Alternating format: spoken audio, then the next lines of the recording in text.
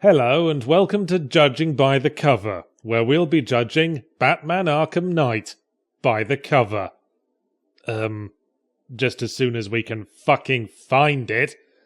Oh, there it is.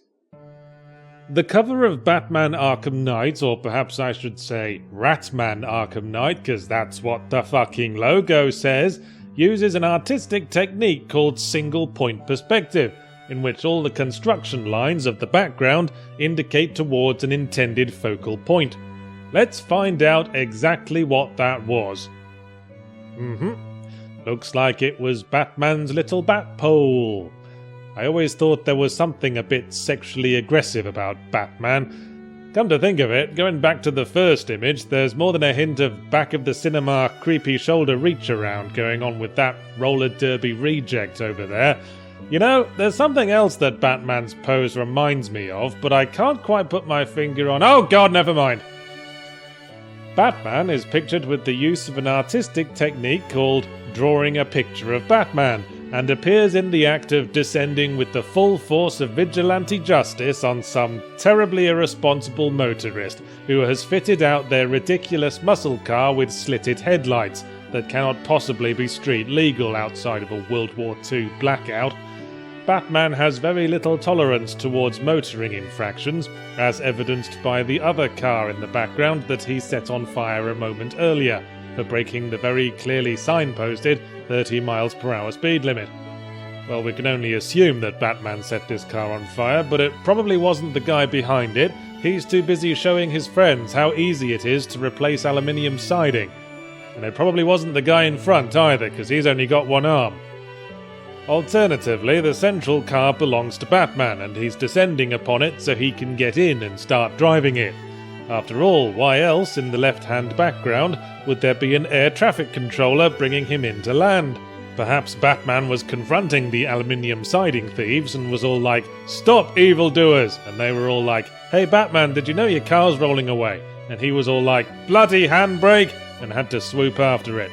On second thoughts, unless Batman's planning to sit on top of the vehicle like it's fucking Mario Kart, he's far too big to fit into the cockpit, which leads me to conclude that he's actually supposed to be in front of the car, presumably having just this moment ejected himself. But judging by the splashing around the tyres, the car's still moving forwards at a fair old lick. Therefore, we must conclude that this image in fact captures the moment that Batman decided, on some suicidal whim, to see if it was possible to run himself over. That'll fuck with the traffic division. Talk about ghost riding the whip. Meanwhile, on the back cover, we are privileged to witness the final round of the All Gotham Be the Batman competition. That's the bookie's favourite on the left there, employing the ever-reliable strategy of being Batman. The fellow on the right puts in a good effort, but sadly he forgot to cut out a hole for his mouth, and it's a very important part of being Batman that you can pout disapprovingly at absolutely fucking everything.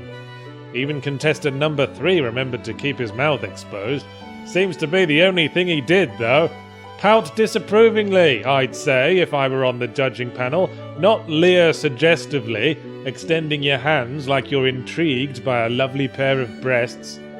Or maybe he's supposed to be groping blindly in front of him, for as you can see, he seems to have mixed up his aspirin and his contact lenses.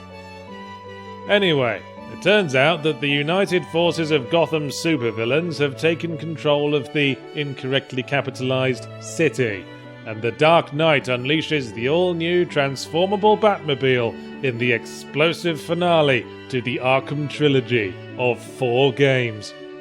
Furthermore, Batman Arkham Knight is the ultimate and complete Batman experience. Ultimate and complete, no less. That's like double ultimate. So, who exactly orchestrated this unification of supervillains? You'd think someone that important would have appeared on the front. But wait! Maybe he does. Look what happens when we turn the image upside down. See the eyes? See the bushy moustache? Yes, it was the Pringles man all along. Hello, welcome to Judging by the Cover. Welcome to the cosplay closet. Hey guys, welcome to Take My Money. Every Blizzard game ever, except it makes a giant waffle in the shape of a keyboard. Yeah, I'm talking about Kingdom Hearts. Pretty sure that at any given moment that song is playing somewhere on this planet. Taking those elements and putting them into a fashion. A cursed town. A fragmented sentence. Attempting to engage combat with a giant flaming beef jerky dog.